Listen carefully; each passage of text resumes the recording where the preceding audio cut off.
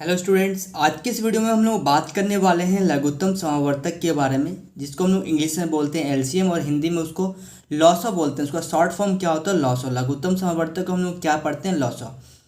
तो आप लोग इस वीडियो में पूरा एंड तक बने रहिएगा और इसमें हम लोग बहुत सारे इसका भी दो तरीका से करने वाले हैं। सबसे पहला अभाज्य गुणनखंड विधि से करने वाले हैं और एक हम लोग जो नॉर्मली हम लोग भाग विधि से करते हैं उससे भी करने वाले हैं। तो इस वीडियो में आप लोग एंड तक बने रहिएगा। तो अगर आप मेरे चैनल पे नए हैं तो इस चैनल को एक बार सब्सक्राइब जरूर कर लीजिए और अपने दोस्तों के साथ ज़रूर शेयर कीजिए, जिससे आपको हर तरह का इससे रिलेटेड, मैथ से रिलेटेड आपका जो भी वीडियो मैं प्रोवाइड कराता हूँ वो आपका नोटिफिकेशन आप तक पहुँचे। तो चलिए इस वीडियो को हम लोग शुरू करते हैं।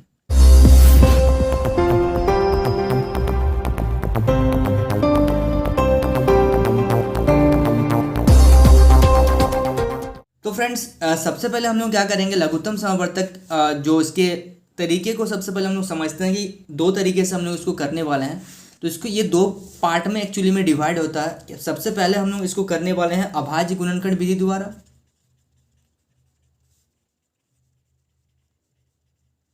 ठीक है। उसके बाद हम लोग इसको देखेंगे भाग विधि द्वारा।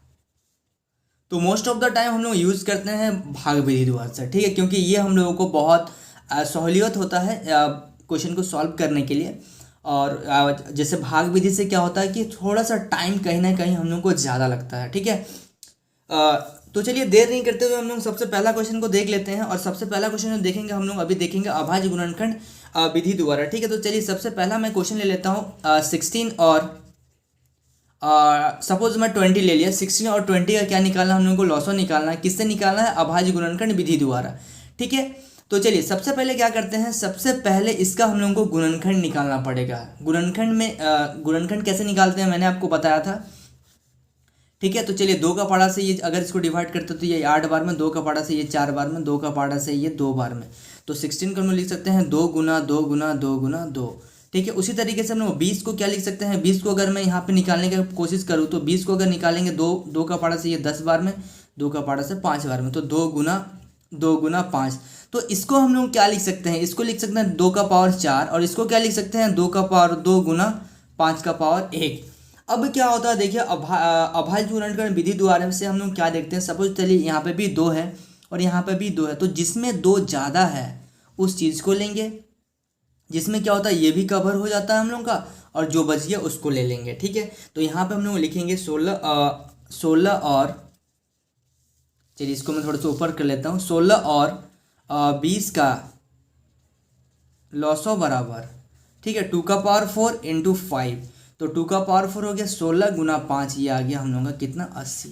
तो ये था हम लोगों का पहला क्वेश्चन। आई होप आप लोगों को पहला क्वेश्चन समझ में आया होगा। अगर नहीं आया तो फिर से मैं इस बार ये जो क्वेश्चन है फिर से मैं एक बार रिपीट कर रहा हूँ, बहुत ध्यान से देखिए।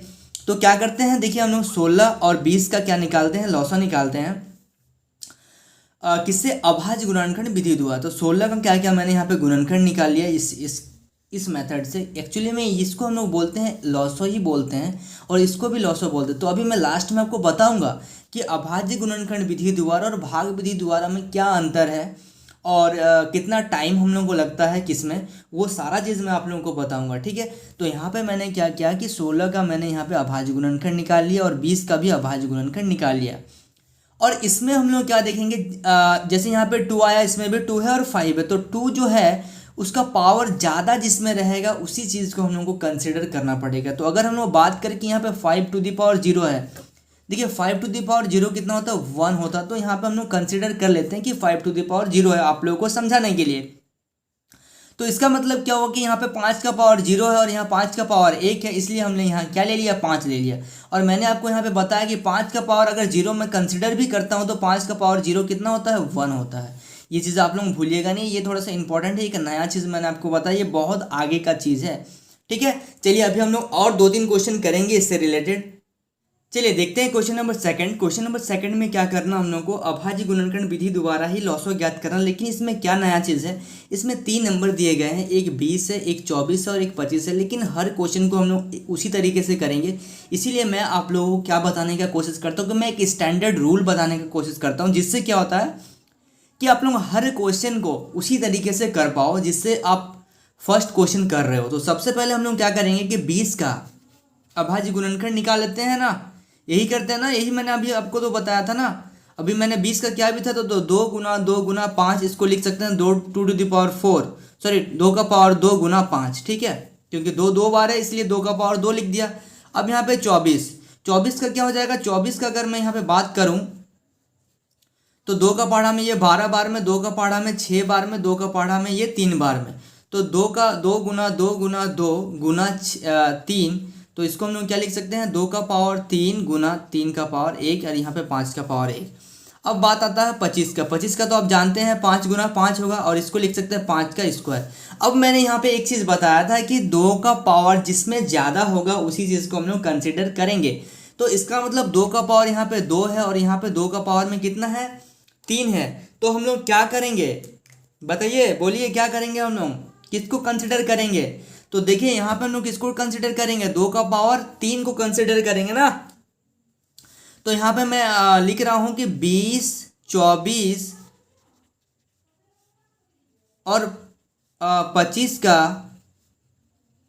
लॉसो बराबर, ठीक है।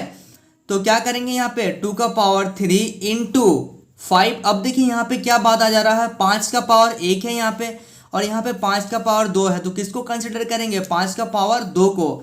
तो यहाँ पे हम लोग लिखेंगे 5 का पावर 2 गुना 3 का पावर 1। तो जब हम लोग इसको गुना करेंगे, आप एक बार इसको गुना करके देखिएगा, इसको जब गुना करेंगे तो हम लोगों को क्या आ जाएगा 600।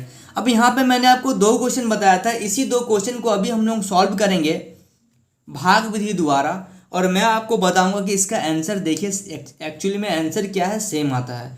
तो चलिए अभी मैं नेक्स्ट पेज लगा रहा हूँ और उसमें मैं आप लोगों को बताने की कोशिश करूंगा और बहुत ध्यान से आप लोग समझिए। तो फ्रेंड्स अभी हम लोग सॉल्व करने वाले हैं भाग विधि से और मैं आप लोगों को बताऊंगा कि क्या डिफरेंस है इसमें भाग विधि से और अभाज्य गुणनखंड विधि से। देखिए यहाँ पे क्या है, 16 और 20 मैंने आप लोगों को बताया था। 16 और 20 पहला क्वेश्चन मैंने आप लोगों को बताया था।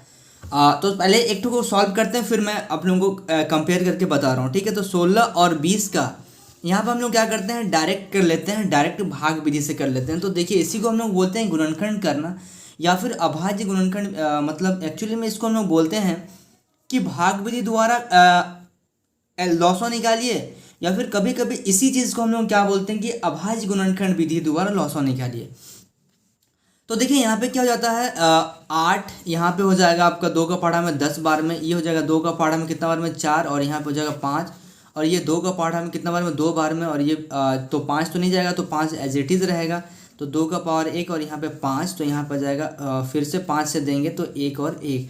तो यहाँ पर हम लोगों का जो लॉसो का जो आंसर आ गया ये क्या आ गया, 16 और 20 का अगर हम लोग लॉसो निकालना चाहें भाग विधि द्वारा तो क्या आ गया हम लोगों का लॉसो यहाँ पे 2 का पावर 4 गुना 5 का पावर 1। इसका मतलब कितना मैंने आपको बताया था, बोलिए 80, ठीक है, ये चीज़ बताया था। अब देखिए मैं थोड़ा सा आप लोगों को डिफरेंस बताऊंगा, लेकिन सबसे पहले एक क्वेश्चन और मैं करा दूं जिससे आप लोगों को और बहुत अच्छी तरीके से क्लियरिटी आ जाए। तो पहला क्वेश्चन क्या लिया था मैंने, पहला क्वेश्चन लिया था सेकेंड क्वेश्चन मैंने लिया था यहाँ पे 20, 24 और 25, ठीक है। ये देखिए कितना जल्दी मैंने यहाँ पे कर दिया और इस क्वेश्चन को भी देखिए उतना ही स्पीड से हम लोग करेंगे। तो देखिए सबसे पहले 2 से ट्राई करते हैं, यहाँ पे 10 हो गया, यहाँ पे 12 हो गया और यहाँ पे 25 तो जाएगा नहीं, 2 का पहाड़ा से तो कोई दिक्कत नहीं है। 2 का पहाड़ा में यहाँ पे 5 आ गया, यहाँ 6 आ गया, यहाँ 25। अब देखिए यहाँ से 2 का पहाड़ा में फिर से एक बार ट्राई कर लेते हैं, 5 आ गया, यहाँ पे आ गया 3 और यहाँ पे आ गया 25। अब 3 का पहाड़ा से यहाँ पे ट्राई कर लेते हैं, ठीक है। तो 3 का पहाड़ा से ये 5 हो गया, ये 1 हो गया और 25। अब देखिए क्या करेंगे, अब हम लोग 5 का पहाड़ा से देंगे, 5 एकम 5, 1 तो 1 ही है और 5 पचे 25 और फिर से क्या करेंगे 5 का पहाड़ा से देंगे 1 और 1 और 1। तो अब यहाँ पे लिखेंगे 2 का पावर 3 गुना 3 का पावर 1 गुना 5 का पावर 2 और मैंने आपको मल्टीप्लाई करके बताया था कि इसका आंसर कितना आ रहा है, 600 आ रहा है, ठीक है। मैं थोड़ा सा ऊपर कर ले रहा हूँ, 600 आ रहा है। इसका क्या मतलब है, अब देखिए मैं आप लोगों को यहाँ पे डिफरेंस बताने वाला हूँ। चलिए अभी हम लोग डिफरेंस देख लेते हैं कि भाग विधि द्वारा और अभाज्य गुणनखंड विधि द्वारा में क्या चीज़ है जो हम लोगों को प्रॉब्लम करती है या फिर किस में ज़्यादा टाइम लगता है। देखिए सबसे पहले मैंने जो आपको तरीका बताया था वो बताया था अभाज्य गुणनखंड विधि द्वारा। उसमें एक चीज़ मैं कर रहा था कि 16 का अलग से मैं अभाज्य गुणनखंड निकाल रहा था और 20 का अभाज्य गुणनखंड अलग से निकाल रहा था। इसका मतलब है मैं फाइनली तो वही काम कर रहा हूँ जो मैं आपको भाग विधि में बताया है, जो मैं आपको किस में बताया है, भाग विधि में बताया है। वही काम को तो हम लोग अलग अलग से कर रहे हैं ना। ये जो 3, जैसे यहाँ पे 20, देखिए 20, 24 और 25 का मैंने एक साथ किया। वहाँ पे क्या कर रहा था मैं, वहाँ पे कर रहा था अलग अलग से, मैं आप लोगों को कर रहा था कि आप करो सबसे पहले 20 का, फिर 24 का और फिर 25 का, ठीक है। तो उसमें क्या हो रहा था, उसमें ज़्यादा टाइम लग रहा था। एक बार 16 का निकालिए, फिर एक बार 20 का निकालिए, फिर दोनों को मल्टीप्लाई करिए। इसमें क्या फिर से उसी क्वेश्चन को अगर देखें कि एक बार 20 को निकालिए, 24 को निकालिए, एक बार 15 को 25 को निकालिए, मतलब कहीं ना कहीं टाइम हम लोग का ज़्यादा लग रहा।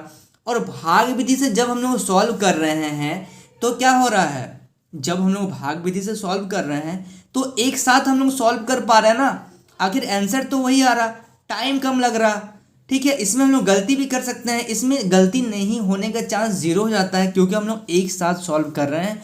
और एक साथ सॉल्व करने का मतलब ये नहीं कि ये कॉम्प्लिकेटेड हो जा रहा है, ये बहुत अच्छी तरीके से, और ये तो हम लोगों का दिमाग में बैठा हुआ है। आप लोग हमेशा इसी मेथड से आप लोग किसी भी क्वेश्चन को सॉल्व करते हैं। अगर मैं अभी आप लोगों को एक क्वेश्चन देता हूँ यहाँ पे 1/8 + 1/16, तो आप किस मेथड का प्रयोग करेंगे, इसी मेथड से करेंगे ना, आप तो अलग अलग से नहीं करेंगे क्योंकि इसमें थोड़ा सा कहीं ना कहीं कॉम्प्लिकेटेड लगता है, टाइम ज़्यादा लगता है, ठीक है। अगर हम लोग इसको अभाज्य गुणनखंड विधि से करेंगे, इसका एलसीएम लेंगे, तो जो अभाज्य गुणनखंड विधि से जो बच्चा इसको एलसीएम निकाल रहा है और जो भाग विधि से निकाल रहा है ना, तो वो बहुत आगे निकल जाएगा जो भाग विधि से कर रहा है, क्योंकि इसमें बहुत टाइम लगता है। और इसमें देखिए करना वही है, आप लोगों को करना वही है, आंसर वही आ रहा, तो क्यों नहीं हम लोग, देखिए सीखना हम लोग को दोनों चीज़ सीखना पड़ेगा कि अभाज्य गुणनखंड विधि से कैसे निकालते हैं और भाग विधि से कैसे निकालते हैं।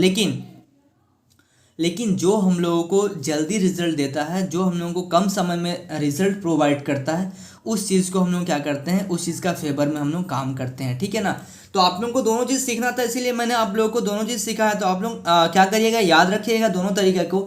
ऐसा नहीं है कि कभी आप लोगों को एग्जाम में आ जाए और आप लोग नहीं सके करने, तो ये तो बहुत दुख की बात होगी, ठीक है फ्रेंड्स।